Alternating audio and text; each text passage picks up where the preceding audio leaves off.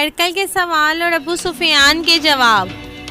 ہرقل شاہ روم نے ان کے پاس قریش کے قافلے میں سے ایک آدمی بلانے کو بھیجا، اور اس وقت یہ لوگ تجارت کے لیے ملک شام گئے ہوئے تھے، اور یہ وہ زمانہ تھا جب رسول اللہ صلی اللہ علیہ وآلہ وسلم نے قریش اور ابو سفیان سے ایک وقتی عہد کیا ہوا تھا۔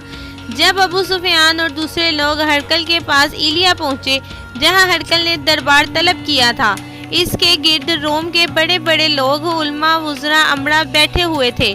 ہرقل نے ان کو اور اپنے ترجمان کو بلوایا، پھر ان سے پوچھا کہ تم میں سے کون شخص مدعی رسالت کا زیادہ قریبی عزیز ہے؟ ابو سفیان کہتے ہیں کہ میں بول اٹھا کہ میں اس کا سب سے زیادہ قریبی رشتہ دار ہوں۔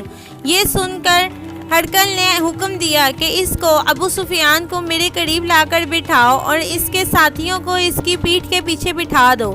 پھر اپنے ترجمان سے کہا کہ ان لوگوں سے کہہ دو کہ میں ابو سفیان سے اس شخص کے یعنی محمد صلی اللہ علیہ وآلہ وسلم کے حالات پوچھتا ہوں۔ اگر یہ مجھ سے کسی بات میں جھوٹ بول دے تو تم اس کا جھوٹ ظاہر کر دینا۔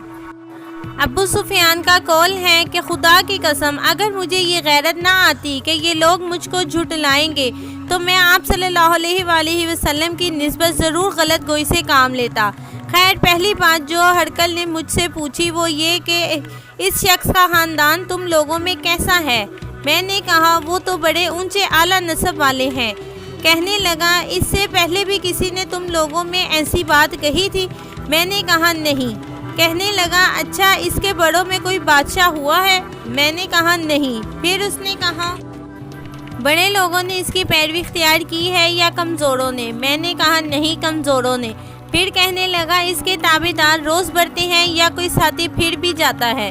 میں نے کہا نہیں۔ کہنے لگا کیا اپنے اس دعوے نبوت سے پہلے کبھی کسی موقع پر اس نے جھوٹ بولا ہے؟ میں نے کہا نہیں۔ اور اب ہماری اس سے صلح کی ایک مقررہ مدت ٹھہری ہوئی ہے، معلوم نہیں وہ اس میں کیا کرنے والا ہے۔ ابو سفیان کہتے ہیں میں اس بات کے سوا اور کوئی جھوٹ اس گفتگو میں شامل نہ کر سکا۔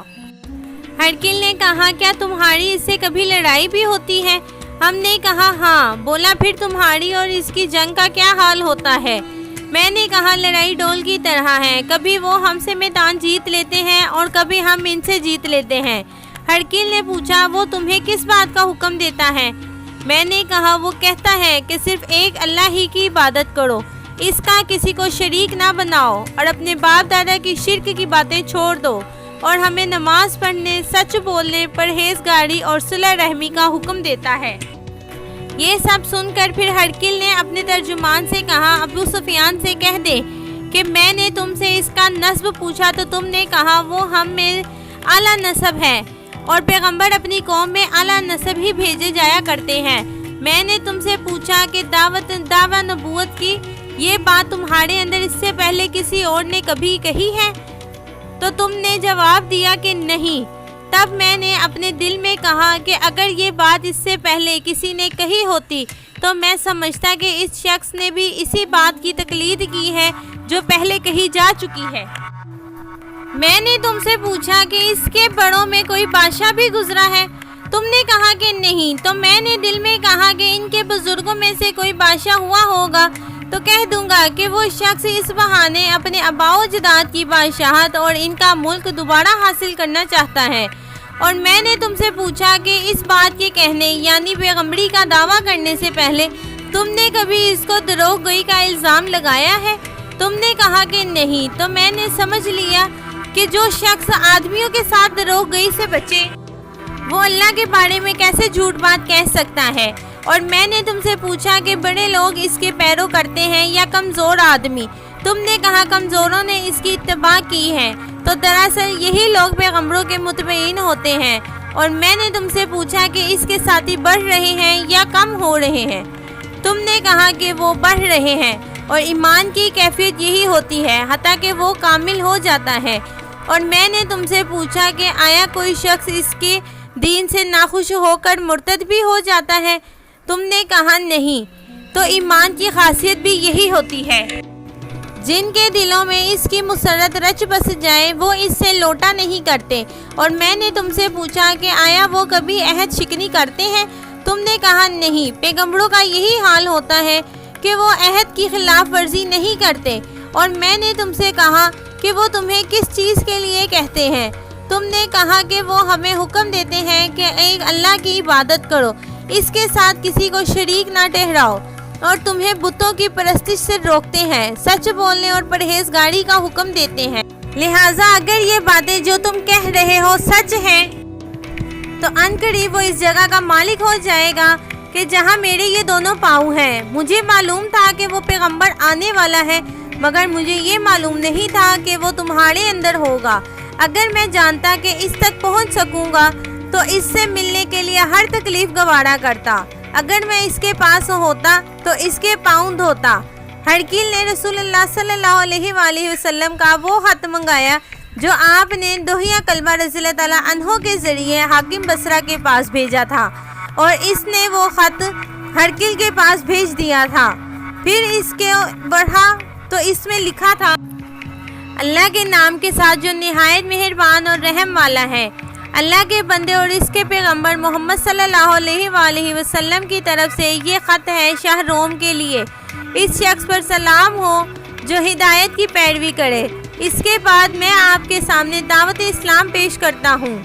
اگر آپ اسلام لے آئیں گے تو دین و دنیا میں سلامتی نصیب ہوگی، اللہ آپ کو دوہرا ثواب دے گا، اور اگر آپ میری دعوت سے روگردانی کریں گے تو آپ کی رعایا کا گناہ بھی آپ ہی کے پر ہوگا۔ اور اے اہل کتاب، ایک ایسی بات پر آ جاؤ جو ہمارے اور تمہارے درمیان یکساں ہے، وہ یہ کہ اللہ کے سوا کسی کی عبادت نہ کریں اور کسی کو اس کا شریک نہ ٹھہرائیں، اور نہ ہم میں سے کوئی کسی کو خدا کے سوا اپنا رب بنائے۔ پھر اگر وہ اہل کتاب اس بات سے منہ پھیر لے تو مسلمانوں تم ان سے کہہ دو کہ تم مانو یا نہ مانو، ہم تو ایک اللہ کے خدا کے اطاعت گزار ہیں۔ ابو سفیان کہتے ہیں جب ہرقل نے جو کچھ کہنا تھا کہہ دیا اور خط پڑھ کر فارغ ہوا تو اس کے ارد گرد بہت شور و غوغا تھا، بہت سی آوازیں اٹھی اور ہمیں باہر نکال دیا گیا۔ تب میں نے اپنے ساتھیوں سے کہا کہ ابو کیشا کے بیٹے آن حضرت صلی اللہ علیہ وآلہ وسلم کا معاملہ دیکھو تو اس سے بنی اصفر روم کا بادشاہ بھی ڈرتا ہے۔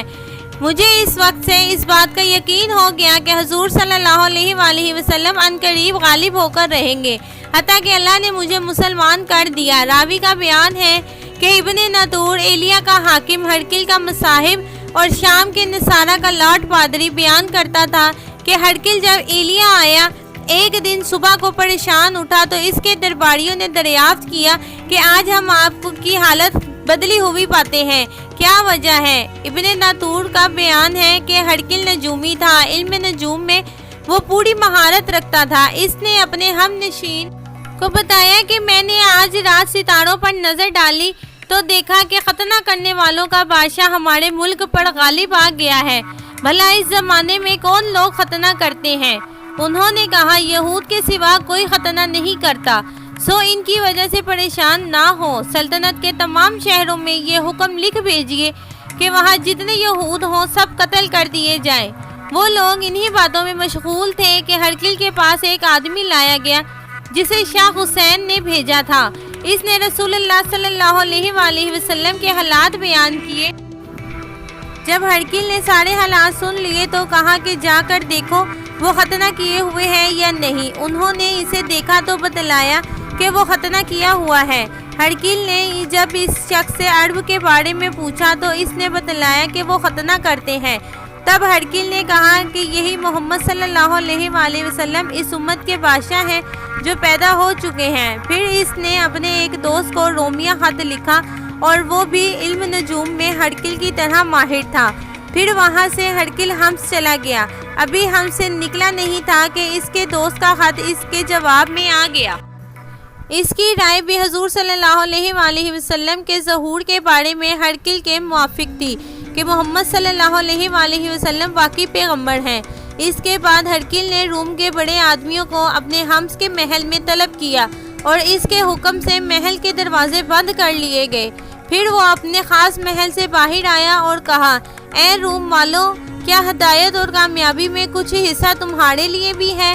اگر تم اپنی سلطنت کی بقا چاہتے ہو تو پھر نبی صلی اللہ علیہ وآلہ وسلم کی بیعت کر لو اور مسلمان ہو جاؤ۔ یہ سننا تھا کہ پھر وہ لوگ وحشی گدھوں کی طرح دروازوں کی طرف دوڑے مگر انہیں بند پایا۔ آخر جب ہرکل نے اس بات سے ان کی یہ نفرت دیکھی اور ان کے ایمان لانے سے مایوس ہو گیا تو کہنے لگا کہ ان لوگوں کو میرے پاس لاؤ۔ جب وہ دوبارہ آئے اور تو اس نے کہا میں نے جو بات کہی تھی اس سے تمہاری دینی پختگی کی آزمائش مقصود تھی، سو میں نے دیکھ لی۔ تب یہ بات سن کر وہ سب کے سب اس کے سامنے سجدے میں گر پڑے اور اس سے خوش ہو گئے۔ بالآخر ہرکل کی آخری حالت یہی رہی۔ ابو عبداللہ کہتے ہیں کہ اس حدیث کو صالح بن کیسان، یونس اور معمر نے بھی زہری سے روایت کیا ہے۔